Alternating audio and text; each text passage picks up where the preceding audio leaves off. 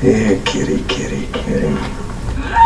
Between 2018 and 2020, the most prolific and unique American serial killer of the 21st century went on a calculated multi-state spree that began in Denver, Colorado, continued through Grand Lake, and expanded across Wyoming and central Idaho, before culminating in the dense forest of Hood River County, Oregon. Is that Scott Baio? So much fun to watch. Mirrors and ghosts, letting go, getting low. God only knows where the summer days go. The lake in Montenegro, the hazy days of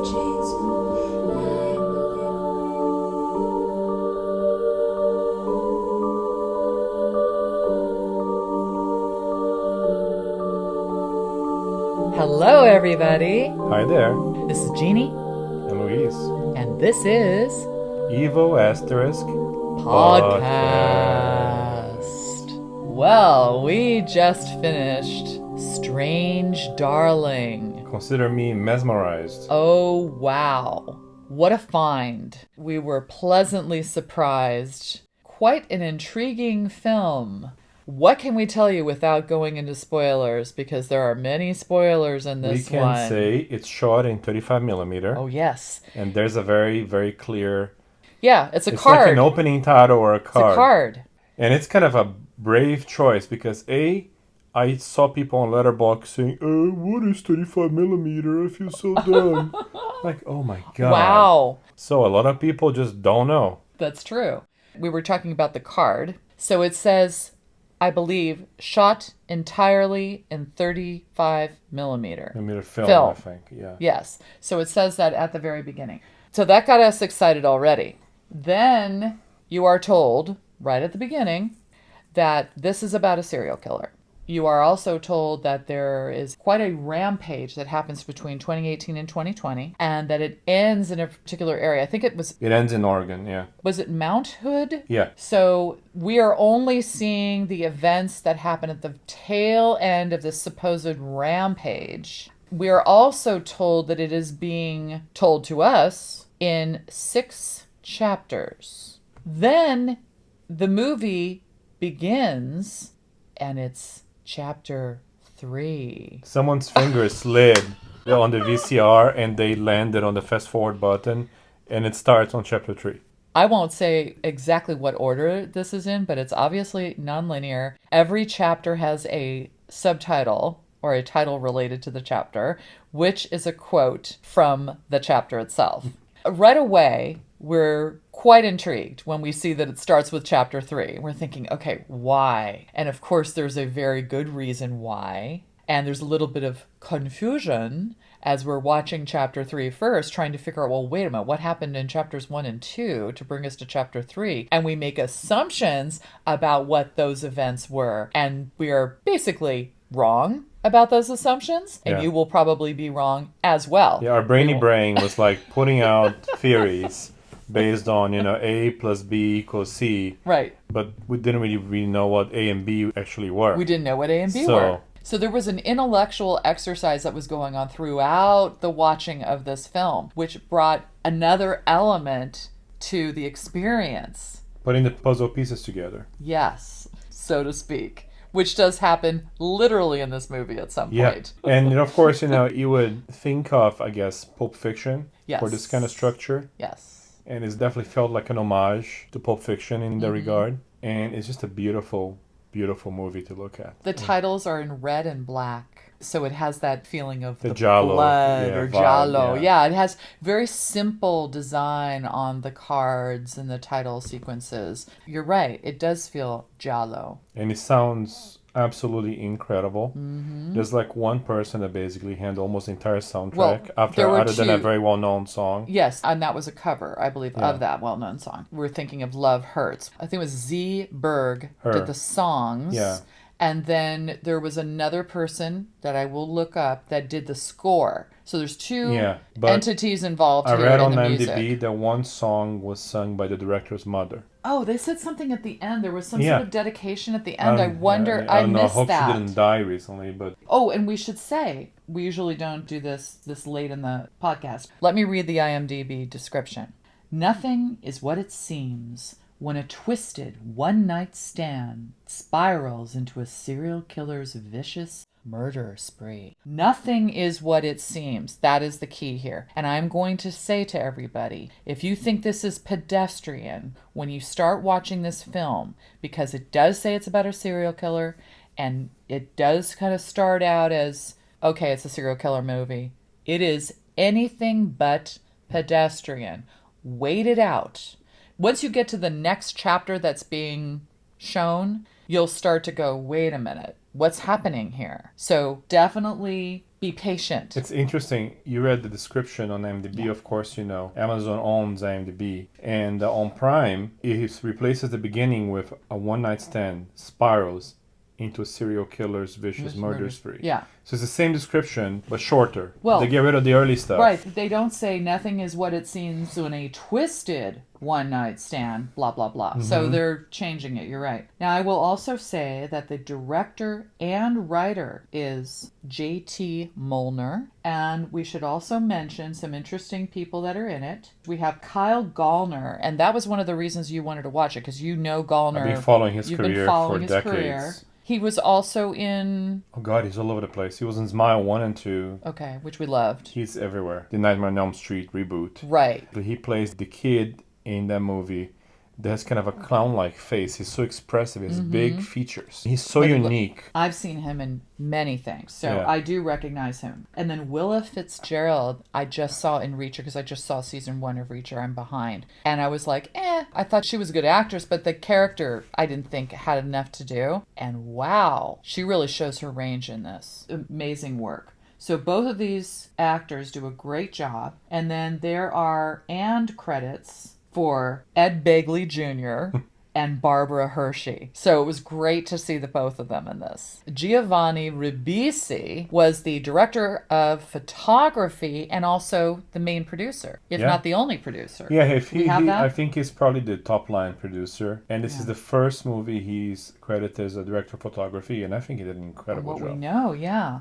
Amazing. And just this It's whole just- movie seems like such a, like Jeannie said earlier, like a little gem. Yeah. Like you wouldn't expect it. And I knew it was supposed to be good. I knew it was getting accolades when it came out. And I saw Kyle talking about it on Twitter. And he's promoting it. Of course, he's in it. He's going to Right. promote it. So I just didn't know what to expect. But I had an intuition that it was going to be interesting. And because of that, I willfully avoided any kind of spoilers. Yeah, I well, wanted it's to- good. Don't get spoilers Yeah, on this stay one. away for it Yeah. completely. And all I can say is that if you're a horror or suspense / Or thriller fan, yeah, you're gonna love this. right. It's not Monster of the Week, giant crocodile No. kind of horror, Doesn't have to be. but it's just very effective, incredibly well made. Your Just- brainy brain will get involved because you're going to have to piece together what is actually going on. And there's a point at which you go, aha, eureka. Yeah. I know what's happening in this movie now. Oh, I get it. Okay. There's just these beautiful kind of lingering shots where he keeps the camera in one place and things are happening, and you really kind of, it draws you in. A lot of movies get antsy with camera angles and setups, and they just kind of keep cutting, to different angles and this and that, and it dilutes the whole thing. This is a patient film Yeah. for patient people, but it's not slow at all. The only reason why I say patient is that when you're watching it, initially you might go, oh, wait, what's going on? Is this pedestrian? No, it's not, as I mentioned before. Very well directed. So you won't think that. You'll just wonder if the story is what you might have heard before. Like I said, stick with it because it is about patience. The camera is patient. But if you look very carefully, you're going to see so much in this movie. We were quite impressed. You can tell what our rating is going to be. Yeah. It's just so good. Really Oh my loved it. God. Loved and it. it starts with a bang. Like Jeannie said, it's not a slow movie. No. It just kind of drops you in the middle of it, and you're like, what is Yeah, happening? because it's chapter 3. And then you would suspect, well, this kind of samey. It's not. You know there's something off because you're starting with chapter 3. So that's your first clue. And then you're watching chapter 3 and you're thinking, well, this is very action driven. And it's something we maybe have seen before. But when you start realizing the context of that action as you move forward, you're like, oh, wow. No, I got to keep on watching this. This is amazing. We never once thought we wouldn't keep on watching. It's not about that. It's just warning those of you who might not be as patient and think it's more of a pedestrian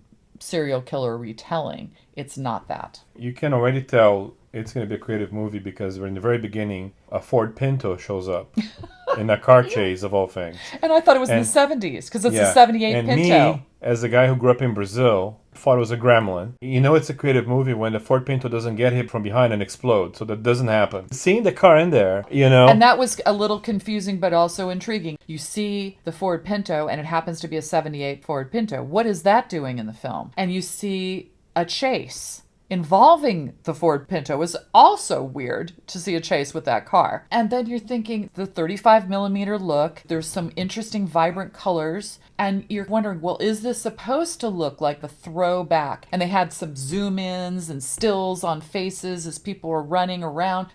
This almost looks like an homage to 70s horror/action films. It definitely and you're not is. really sure what's going on. And until we saw the other car, we were convinced it was some period piece. At the very, very beginning, it does have that crawl. It does You're tell right. you 2018 to Yeah. 2020. Well, my brain ignored it. My well, brain is yeah, like, oh my God, it's set in the 70s. when you see or it's a 78 flashback or Pinto, something. yeah, you think it might be a flashback to something else, but then again, it's chapter 3, so it's like, whoa. So yeah, your brain goes Crazy into stuff. overdrive trying to understand what your eyes and ears are watching and hearing. So that's kind of fun. Mm-hmm. I know that when movies do that badly, you just get very confused. Mm-hmm. Or like when we just saw Final Destination 5, and it gives things to you that make absolutely no sense. No sense. And I still don't understand that we've No. seen the movie. This is not the case here. All the puzzle pieces, they fit. Everything works. It's very simple. It's not complicated. It's done in service of storytelling, and I think it works. simple, it's not complicated, but it does make your mind work overtime, which I loved. I was thinking we have so much going on in this movie. We're following something in a nonlinear fashion, so we're trying to figure out what really happened and what happened before. There's a point at which we go, aha, probably in the third installment of the chapters. I'm not going to say Yeah. what order they're in. But at that point, we are realizing, aha, this is not what I thought it was. Okay, I get it. Now I want to see the next thing that they're going to bring to our attention, because now I want to know what happened before this and before that, or after this, or 2 steps later. And so we're doing all that, and then we're watching the actual film, and there's a lot of suspense, because based on the fact that we know what happens in chapter 3, we're thinking, well, wait, how do we get to that moment in chapter 3? And then within each chapter, there are tense moments, there are suspenseful moments. We don't know what's really going on. So even within the chapter itself, if you just take one chapter and you look at it alone without worrying about the fact that everything's told out of order, you still in an uncomfortable position of not knowing what is exactly going on. And within those chapters themselves, there's stuff where things are moving around in strange ways and flipping back and forth, making you uncomfortable. So really, bravo. Loved it. It just did so much. Let's see what else we can talk about without going into spoilers. I actually don't think I need to say anything else. This is an unusual situation where we're going to have to probably jump into spoilers pretty quickly, because otherwise we don't do this justice. The only thing we can say is that you really need to see it. It's got a lot of atmosphere. It's got a lot of action. Many, many surprises throughout. Okay, I'm going to throw in something because we talked about piecing together a jigsaw puzzle. I will say to people that are not going to listen into the spoiler section that there is a jigsaw puzzle of Scott Baio. Yes. So I will say that because it's hilarious. We should also mention there's some funny elements to this. It's not just pure drama, serial killer Well, there's stuff. a little bit of dark humor, but Exactly. nothing that overpowers the movie. No, it doesn't Yeah. overpower the movie at all, but there's some quirky stuff that happens that allows you to have some comic relief. This is a very intense cooking scene that I will let Jeannie talk about Oh in the spoiler section, because I just went on Letterboxd and people were like, The cooking scene, the audience just rioted when they watched the cooking scene. Yeah. Interesting, because my wife was doing the same thing. So I'll let her talk about it. I will say it now without going in the spoiler section that what he's talking about with the cooking scene, let's just say it's a messy cooking scene that made me think about my first meal of the day, which is always my favorite, in a different way than I would normally think about it. So, And for me, let's sadly, see. has just made me hungry. So Oh, really? I am dealing with that But you right hate now. all the stuff that was in there. I like the sausages. You don't like the butter. No, not the butter. Oh my gosh, butter was all over the No, place. yeah. Is there any little snippet we can pluck out of here? I don't think so. Okay, I guess let's move into spoilers. Are we going to do a countdown this time, starting with 10? Oh, it starts with 10? Yes. Would you like to? Fine, let's do it. Okay. 10, 9, 8, 7, 6, 5, 4, 3, 2, 1. Spoiler, spoiler, spoiler, spoiler, spoiler, spoiler, spoiler, my darling. I think in the spoiler section, we can probably avoid just retelling the whole movie, but Not going to tell them. we will say Let's save something. that it's just brilliant throughout, like no notes. It's one of those where I know that I found one flaw. Really? At some point, there's a shootout or something in the motel. I will get there eventually. Yeah, we will. Let's say the murderer runs out of the room and says, he's armed, he has a weapon. And some other guy comes out and says, I have a weapon. And there was no follow through to that Oh, whatsoever. right. There's no follow through with that person that sort We of had no idea showed what up with happened after But that. That's kind of funny, though. Yeah. I think that was almost a So- joke. See, I think that was a funny part. It's funny. As an example, but that's we just literally talked about funny the stuff. only That was script funny. problem with the whole thing. I don't think it's a problem. I Oh, think it's funny. I was thinking afterwards. Well, yeah, maybe it was Did they just distracting. get cut? That was maybe distracting. That's all it is. So let's talk about the big reveal. You're watching chapter 3. You've already been told this is about a serial killer. You also have clips at the very, very beginning showing A muscle-bound What's his guy name? with mustache. Kyle Gallner, and he is billed at the very beginning, by the way. They reveal his character's name. He As is revealed as the Demon. Right before or after that crawl where they talk about the rampage from 2018 to 2020, they show clips of Kyle Gallner as quote-unquote the demon. He doesn't look like a demon. He just looks like a guy smoking a cigarette in the buff, car. mustachioed And guy. it's black and white. Yeah. And then you hear a woman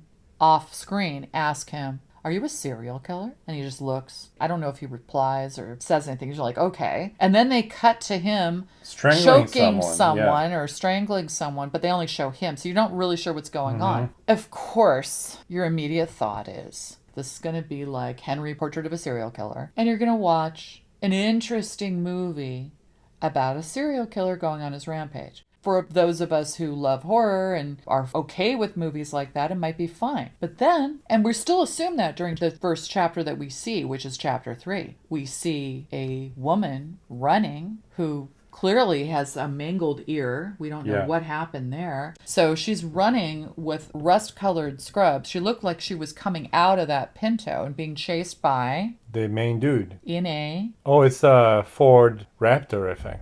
Like a F-150 truck. Yeah, for some reason you didn't want to mention that before the spoiler section. I don't know Yeah, why. because The that's truck? associated with a specific profession. Oh, you think so? Okay. Then that's not really a spoiler because we saw it right at the beginning of the movie. Oh, and I we know, still but I didn't know want who to he get. I was. didn't want to put too much. In Okay, there. Yeah. all right. She gets out of the car and she's running. It looks like she's got something going on with her ear. Maybe it was mangled or We're missing. something. There's blood. Oh my gosh, this poor woman. She's running away. She's got these scrubs on. Maybe she's a nurse. She was attacked. So that's what you're thinking. And then you're continuing on through this chapter. And then one point, we both looked at each other and I said, well, he does look like scrubs. Could it be prison garb, right? That's what I thought. Oh yeah, you thought that. But they weren't the orange color that you would have in prison. But they were sort of a rust color. She's dealing with escaping from the clutches of this dude who's called the Demon, and he's going after her. She ends up in the woods in Mount Hood, I guess. At the end of this sequence, she ends up at this bizarre mountain people's home, and they've got megaphones blaring out a radio broadcast. There are these really quirky people, and guess who they're played by? This is Ed Begley Jr. and Barbara Hershey. They play this couple, and they open the door to her. And you're thinking, oh, they're going to help her. Oh, how nice. So we don't have to go, like you said, we don't have to go through the whole plot. There's a sequence. It goes 3, 5, 1, 4, 2, 6. So we see 3, then we see 5, then we see 1. And that's the thing that's interesting, because we see him, the demon, in the car with a woman. We're not sure who the woman is. She has red hair. They're talking. They clearly met each other, maybe online or in a bar I or think. something. Yeah. And they're going to go have sex in a motel, maybe, or in a car. They're talking about it. So you're thinking, oh, something's going to happen. We know it's a rampage. We were being told that there was a big rampage going on, and many people are going to get killed. And I think this is one of many. Yeah, we think this is a woman that gets killed, and then there's another woman who obviously is being chased. Maybe she's the heroine, the one with the blonde hair that we see in chapter 3, because it's the first thing we see. We're rooting for her, but then we see this other woman sitting in the truck with him, and we're thinking, oh my gosh, that's his first victim. That's chapter 1. So this is all confusing to us. And the conversation in the car, by the way, is really interesting. It's intriguing. You're like, oh my gosh, this woman's a little different, but she's in danger. This guy's going to do something, right? Yeah. They get in the hotel room. It's not until we see chapter 2 that we know for sure. We don't see chapter 2 until after we've seen 4, Yeah. right? So we kind of go back and forth. But chapter 1 is very interesting because he's very eager to just go in and have sex. And he's looking very traditional, polite yet traditional. And you're having a hard time seeing him as some serial killer. And she is kind of a normal person. Right. She doesn't do this often, but she's willing to do it. So I don't do it all. And then when you go into the room, it changes into her, wanting him to do certain things, kind of S&M stuff. And choking. Choking. Which and is then, that of course, sequence. you figure out that the choking was not like trying to kill her No. or someone. It was a thing that was requested during Well, sex. you don't know that right away. What happens Yeah. is they show the sequence of him tying her up, and then her saying, oh, yeah, and then him loosening them. And at some point, she just says, oh, you just didn't know what you were doing. She starts insulting him left and right. Yeah. And I'm thinking, this guy, I called him a patient serial killer. Yes. Because I was thinking, he's being really patient. And then she appears to have pushed his buttons at some point and said something that was very ego bruising to him. And then he I'm snaps. thinking, aha, he snaps, and that's how he goes on his rampage, at least this final rampage. And then he binds her wrists again. He starts to choke her. And I'm thinking, man, this is getting horrible. She's extremely scared. And then get this, all of a sudden, she says, Mr. Snuffleupagus. And I almost had a stroke when I heard it. And then I was, because the name of the chapter, which is chapter 1, is called Mr. Snuffles. So I already thought, that's weird. Does he call himself that? Weird, right? And now we realize that's the safe phrase or safe word. Safe word. And then it goes to the car again, because think it so. goes to when they were talking about doing the safe Yeah. word. Again, within the chapter, within chapter 1, it's nonlinear. They're laughing and they're deciding to go into the motel room, and they have already discussed what they're going to do in there, that she wants some violence. Yeah. In the motel room and in the car, once you put those pieces together, you reach the conclusion that she's nuts and that she's wanting something from this guy that he can't deliver. And she wants some violence, she wants some danger, and it's just not working for her. It's interesting because she's basically the bad guy. Right. And she's the killer. That's the big reveal. And But you don't find that out. He's the quote-unquote good guy. You don't find out she's the quote-unquote bad guy until chapter 2, which you don't see right away. So you go 3, 5, 1, 4, 2, 6. So you see it as the penultimate part of your viewing experience. So think about that. So even in chapter 1, when he's choking her and he's doing all these things, she says, Mr. Snuffleupagus. We're not really sure what's going on yet, and we don't necessarily think she's the killer. Yeah. It's only revealed when we finally see chapter 2, Exactly. when she does other things, then you realize, Yeah. okay. But go on, what is your theory? My theory is that she suffered some sort of sexual violence as a child, and she was raped or abused or something, and basically she created this persona where there's a side of her that retreats back to that and is attracted to it, but also rejects it and wants to punish the man that did it to her. I think there's a... That's a Pat thing, though. Well, We hear that a I know, lot. but there's a reason. She's in the room with a guy trying to get him to do certain things to her, and it just doesn't work. They try all kinds of different variations, and it never works. And then later on, she just kept saying that... Chapter 2, you're that- thinking? yeah. That's when she Yeah. goes in the bathroom. Exactly. And, okay. And carves him up. But what With we her also, initials. but that only happens when she gives him ketamine.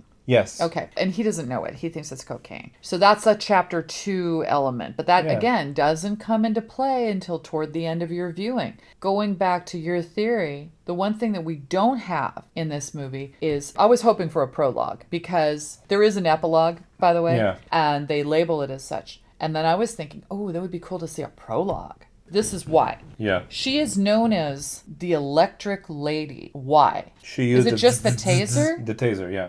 That's it? That's it. Okay, that is never explained. She incapacitated the man with the taser. We do know that everybody knows the name Electric Lady. People mentioned it a few times. You're Electric Lady, once they find out who she is. And the other thing we don't have is the earlier part of the rampage. The rampage goes from 2018 to 2020. We don't know what happened before the last leg of the rampage. It's like the Amazing Race in serial killer terms. What? Yeah, her rampage went on for 2 years. So we don't have that background either. We don't need it necessarily, but those are things that I thought would be interesting to put in a prologue. They What? can do a prequel. Well, they could. Just like they did with XXX, Yeah. well, Maxine. They can literally do Right. one that tells Who's the the story of the rampage. Pearl was the prequel. Yeah. That's what I was thinking. They can do one that starts with the beginning of the rampage in 2018, and then we can do one before that about whatever happened to Yeah. her growing up. We've heard that a billion times, I and it know. could still be true, but she could just be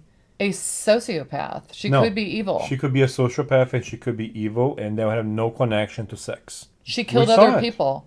She killed other people without having sex with them. How do you know? I just saw it What do you mean? in a movie. Oh no, this. She killed No, a no, number no, but of that's people. different. She was on the run. And we should also She was on the run. that one of the things that might make sense for what you're saying is that she often decides to spare the women. Mm-hmm. But I should also mention that anybody that says they're going to call the police, they get killed. The It moment doesn't they- matter if they're a man or a woman. The moment a woman that she's previously trying to quote unquote spare turns on her symbolically Yeah. and says they're gonna get the male figure. I'm talking about the patriarchal society, the Yeah. man involved. Okay. She turns on them. But remember, at the end, there is a female cop, and she lets her go. The Barbara Hershey character she originally lets go. When Barbara Hershey shows up and says, that's her, then she gets killed. Then there's the female cop, who's Yeah. really annoying, but she did save her life, and I think she's paying her back for that. And she didn't side with quote unquote the man. She I ran. know. Well, she ran because she told her to run. But this is at the very end. This is the chapter 6. The police do show up. And why do they show up? Let's talk about the demon character. The demon character, Kyle Gallner, is called the demon because it's the unreliable narrator idea. The demon is what the Electric Lady sees. We find this out later that she says she sees people sometimes as demons. As devils. This particular character, RC. we don't know that that's his name because he's only billed as the demon, and that is the Kyle Gallner character. We find out that when she's in the bathroom and she starts looking through his stuff and she finds out that he's part of law enforcement, he has a star, almost looks like a sheriff type It's of a star. sheriff kind of star, yeah. Okay, so she finds out in chapter 2, which is where things go bonkers, Mm-hmm. that the demon character is a cop or some sort of sheriff character because she sees credentials in his wallet. That's after she's already given ketamine. Yeah, he's in the so she already wants to he's do in the something. bed and she runs into the bathroom Right. while he's unconscious in Right. bed. She throws his phone in the toilet and Mm-hmm. then she opens his wallet and finds out he's a cop. Going back to chapter 6, toward the end, he, RC, calls his cop friends. Pete is the one that he calls, basically. And Pete brings him his Yeah. partner. They come in and they look at the scene. At that point, RC is already killed by Electric Lady. Also, by the way, she's billed as the lady. If you look at the credits, you didn't know that at the beginning. You didn't know that when you were watching. Only when you go to IMDb or something like that. She's just called the lady, not Electric Lady or anything like that. They wouldn't want to It's give so that away. smart. I love It that was stuff. very smart. Very, very smart. Because I hate when the credits give stuff away. And they made the credits, or I should say the opening titles, like an event. Mm-hmm. They had weight, they had power, they shocked you, they scared you. This Yeah. music that Jeannie mentioned earlier, Yeah, this all the music was great. kind of giallo to the Mm-hmm. nth degree, and is just like a feast for the senses. We saw it at home with a nice little sound system Right. and a good television. I can't imagine what this thing was in Yeah, the theater. it must have been amazing. So, yeah, I know that we don't want to give the entire plot away. We're not going to go through everything, but it's quite an interesting ride. It's a Yeah. romp because you're not sure what's going on. You think that this woman is going to be attacked by the guy and she's in danger, but that's what you would normally see in a movie like this. And you're seeing something completely different. The tables are turned. She's the one that's dangerous. She fools several people during her rampage. People come to her aid and they are killed or at least threatened. She steals the nurse's scrubs. We mentioned that she was running around in these rust-colored scrubs. That's why we had no idea it was the same person. When she's sitting in the car in a slinky outfit Yeah. with a wig on, we had no idea it was the same person. We weren't supposed to know. But it's worse than that, I think, because when you're talking in the motel outside, there's this very intense blue neon light. And the blue neon was coming into the car and changing all the colors. Yes. So I couldn't even tell her hair was red, by the way, in the car. I thought it was a yeah. different actress. I thought it was a different actress even when her hair was Yeah. red. It was clearly made to look like a different person. And yes, there was the blue light. But then when they got in the hotel room, we saw that she had red hair. But again, no blonde, completely different look. We knew it was the same person that was in the car because that character was followed into the hotel room. You thought it was a different person again after they were talking in the car about going in the I hotel? thought the You thought it person was a different person? I thought the person in the car was different from the person in the motel room for the longest time. No. Yeah. Well, you know why? I recognized her face. But what's funny is I didn't recognize her face enough to know that she was the same person with the blonde hair Yeah. that was running at the beginning. The wig, So the, it's the, just, the redhead wig was yeah. doing some Well, she heavy was lifting cleaned here. up too. She Yeah. had makeup on. She has a Yeah. very different look. The person who was running in chapter 3 and obviously continues on has the blonde hair, has no wig, but it's kind of scraggly. But also, there's no makeup. So at some point she took off the makeup. So everything is different. She looks Yeah. completely And different. I think if you really stop to think about it, it starts to fall apart in terms of internal logic. If you think about the protagonist, who's a cop, a guy in his late 30s, early 40s, experienced, he gets attacked in a motel room by some crazy woman who actually kills someone in the motel at the reception desk, possibly two people. So you think about this guy who's a cop, who's been attacked in a motel. In the reception desk, there's at least one person dead, possibly two. You would think this guy would dare say, I've been attacked, she looks like this, she's driving a 78 Ford Pinto, and there's two victims here. But instead, what happens? He jumps in his car, doesn't call anyone, and pursues her. He goes rogue. I'll tell you why. Of course he didn't go down there. Number one, he's cheating on his wife. We don't know exactly what's going on with that. He said, oh yeah, my wife and I keep separate things and we're in different areas of the kitchen. Before you even know he's a cop or a sheriff. So you're thinking, okay, well, he's a sleazy guy cheating on his wife. Then it's the element of, I need to catch this person. He sees himself as a pseudo-hero. He's just going to go catch her.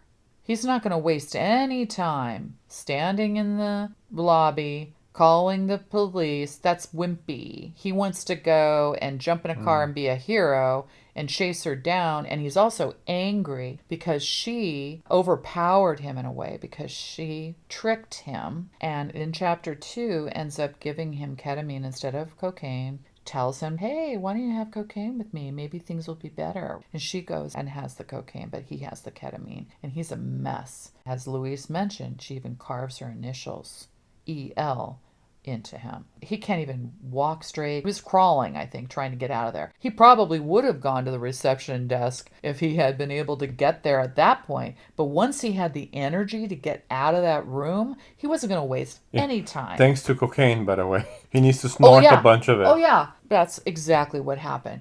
That is a very good point. So you were wondering, why did he not go down to the reception desk? He had no time to waste, no time to lose, and he needed to go chase her down in his truck. Okay. And he took the cocaine to get him going so that he could get out of there. I have an observation for your brainy brain. Okay. When they, chronologically, when they arrive at the motel with the blue neon in the dark, and when she runs out of the motel and he runs after her, what is it? Broad daylight. Yeah, because They were there it's for the next, hours. No, it's the next day. Yeah, the next day they Oh, were there we for know hours that. and hours and hours. Oh, we know that. Yeah, but Well, but that's but it's clear. so easy to forget that. Well, it wasn't just when they ran out. It was, I believe, chapter 2. Most of chapter 2, You're as right. I recall, takes place when the light is streaming through the window. Yeah. When she's having him do other things to her. Yeah. He's still on top of her in the bed, I think, at that point. After the countdown, the thing that showed the minutes going by or the time going by. Remember, there's a fast forwarding count on screen at some point. Maybe that's what implied transition. But it was from- only minutes. It was, Was it only minutes? Yeah. Yeah. And actually, could you remind me of exactly what was going on during the minutes that were going by? She's carving him. Okay. That was funny. Again, another funny element. That was Yeah. comical. Yeah. And you don't know what's going on. You just hear it. And you don't know what's happening. So you're right. She was carving him. I remember noticing him on the bed, not incapacitated, but fine, when light was starting to pour in. Yeah. I think they were just there for a long time. That's not so strange that they would have this weird encounter. They see each other at a bar or whatever. Who knows what time it was when they got there? It could have been in the middle of the night for all I know. Yeah, I'm thinking they got there And- maybe at midnight or like 1. Or later. and then they were then talking for 4 or 5 Sure. hours trying to do Seemed stuff. like it, And then the yeah. sun comes out. Yeah. And that's maybe what the it was. whole initial chase Yeah. was like a 9 or something like that. Oh, yeah. That was definitely not a mistake. No, this It was is a mistake. clear. I didn't say it's a mistake. I think Oh, it's, it I'm was saying clear. it's so easy to lose track of it. No. that Every was- time I saw the bright sunlight outside when they were still in a semi-dark room, Yeah. it really freaked me out. You said, I got something for your brainy brain. So Well, it what wasn't was much it? of a challenge for you, but No. it got me thinking. What did it get you thinking? This idea that they got there late at night, or Yeah. and then hours and hours have passed, Sure. and now it's the next day. Because the thing is non-linear, your brain is not thinking that Oh, way. yeah. No. I was thinking that completely when we got to chapter 2. Chapter 1, it was dark. Chapter 2, as I recall, a lot of it was in the light. Yeah. And it happened way before they left the room. So daybreak happened long before they left the room. Yeah. So I think that's totally fine. And I didn't think it was any sort of challenge. I just realized, oh, yeah, they've been there for a while. Yeah. Now, I want to talk about, before my battery runs out I as know. as a human being, I want to talk a little bit about the way she meets her fate, which is basically in the hands of a woman. So it's interesting because she's playing with perceptions of who's the victim, who isn't. She tricks Pete and his partner when they show up. And the female cop wants to protect the woman who seemed to be in a situation of danger and wants to take care of her. And the older cop's like, no. We don't know who the victim is. I do have to interrupt on that part, and that kind of bugged me. And I don't know what their goal was here, but the Pete cop, a older guy who was the friend of RC, aka the demon, he knew what protocol was. He knew that you can't assume that someone that's at a crime scene is the victim just because they're injured. They could be the perpetrator.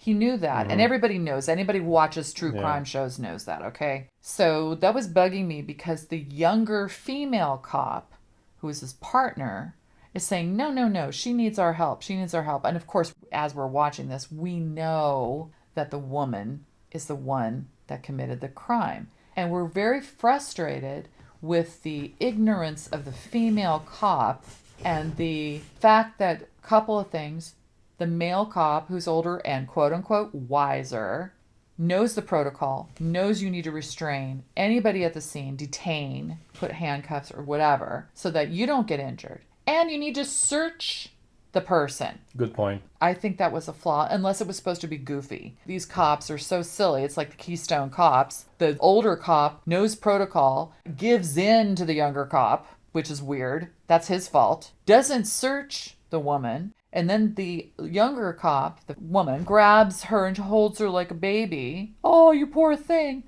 Doesn't search her either. Come on. Yeah. Both of them are at fault. They both Well, deserve their fate. the killer basically pretends to be having a seizure when that happens to try to sway their judgment, and it works.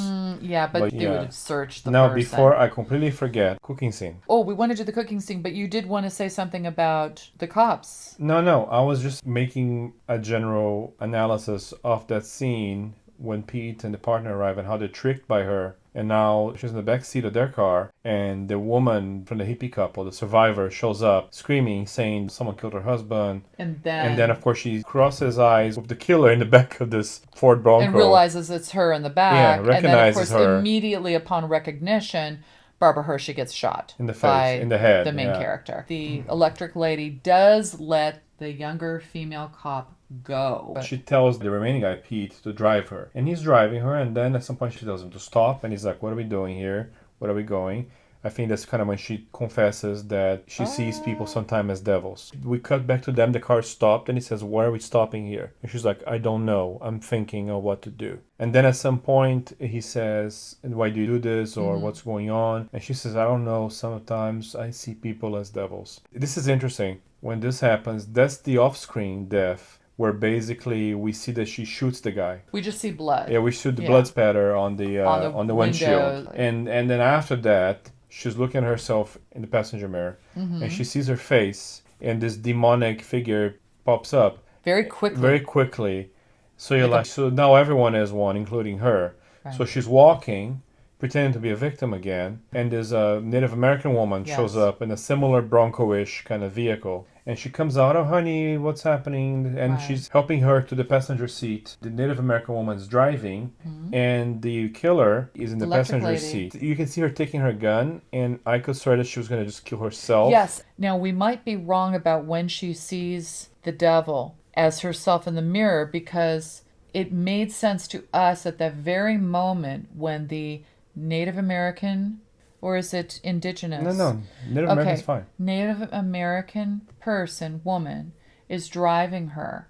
But what I'm saying is that while the lady, electric lady, is sitting in the passenger seat of the car, she's taken her gun out, and we think she's going to turn it on herself. But the reason why we think that, I believe, is because at that moment, she's looking at the mirror and seeing the flash. I think it happens when she's in the car. It could be. with- Ginny could be right. Yeah. And the first one where you don't see the reflection and she kills the Pete. We don't see that. Yeah, That's she just off. talks. That's off screen. Yeah, she says she sometimes sees people as devils, but you don't see the manifestation of that. You And then only when see she's- that when she's in the car with the Native American Yeah. And when woman. she's in the car with her, then she sees her reflection and she's a devil. We suspect that she might be turning the gun on herself. It looks like it. Yeah. It looks like she's just about to do it. But the But fact before- that she takes it out at all and starts to turn it, the fact that she takes out a gun, Native American woman shoots her Yeah. in the stomach and fatally injures her. It's like Fatally. a stomach, like a gut hit. And then the camera stays there with her and doesn't move for like 3 minutes, right, 2 minutes. till the end. Till the end of the movie. And you're just seeing her basically accepting that death has come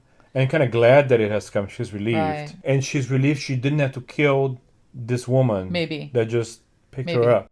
There's a little bit more in that the woman does call. She's called the cops and she said, I just shot a person. Yep. Let's go to the last thing you wanted to talk about, the food. We did talk a little bit about this idea of the food. We should mention that Ed Begley and Barbara Hershey, there's this scene in their home where Ed Begley Jr. is making food. Oh my gosh. He takes the idea of breakfast to a whole new level, a sloppy level, and he's making everything you can think of with, and Luis, the only thing he liked about it was the sausage, but there's a bunch of butter. He takes entire sticks of butter, puts it in a pan, throws pancakes in there, throws some weird syrup, throws berries in there, gloopity gloop, throws sausage and whipped cream and syrup, and is so meshy and mushy and disgusting.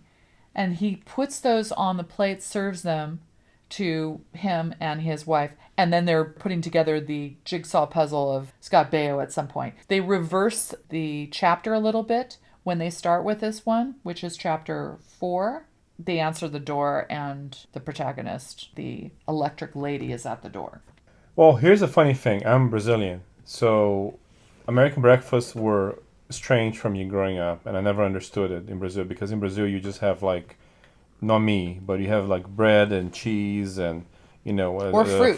fruit juice, Just fruit. some fruit, maybe like an egg, but not necessarily like a scrambled egg or That's a something like special thing, because when Yeah. I can tell you that when I visited Brazil, I visited your family in Brazil, the default was papaya and maybe some coffee, that. Yeah. maybe cereal. I grew up having this egg thing where you have the egg and you break the thing Yeah, in the and little you would cup. eat it. Yeah. Yeah, I had that So too. I had that when I was a kid, a little bit. I always thought American breakfasts were kind of insane from that point of They view, are more insane. like a lunch. Of course, once I get here and I get used to it, I really love eggs and bacon, eggs and sausage, and I'm actually hungry for it right now somehow. Oh, But we're going to have re- to get some late night breakfast. I'm thinking of that, yeah. Like, I really love that stuff. So for me, watching that scene, like it was a mess, and I would Disgusting. rather have him not put all the stuff in there. But it wasn't like offensive. But it looks like It was offensive. It looks like for Americans, it was actually more offensive than almost anything else It in was the movie. it was strange that you're like that because Luis is he does not like butter. He does not like pancakes or waffles. He does not like bread. So it was Well, it's really not like I don't weird. like. I don't have You any. have I don't have it. any desire to eat it. You never The eat thing it. that I don't like is cheese. When we go to a restaurant and they have bread, he usually doesn't have any. Yeah, I avoid And it as much as I can. And when I offer Yeah. him bread, he doesn't want it. He never likes toast. It's great because I wish I I didn't definitely like avoid bread. it. Yeah. But I think Luis hasn't had a special breakfast in a while, and he misses it. So he misses bacon, sausage, and eggs. And that is why he got excited when he saw that. It's Because so otherwise, strange. he normally would go, ew, ew. But I also barely ate today, so it doesn't help. Yeah. And Yeah. it was gross. It was really gross. We'll probably have that as one of our reactions. It was a disgusting display of gluttony, I will say. But it was fun.